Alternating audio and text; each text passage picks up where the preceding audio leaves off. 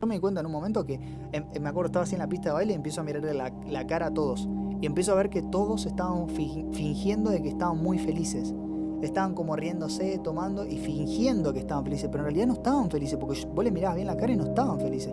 Y entonces yo me di cuenta que Claro, yo también estaba fingiendo que era feliz ahí adentro, tomando, sí, respirando humo, todo apretado, un recalor, fingiendo que era feliz, pero en realidad no era feliz ahí.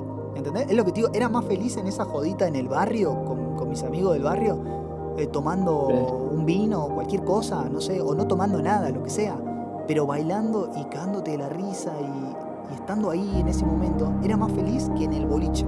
¿Me entendés lo que te digo?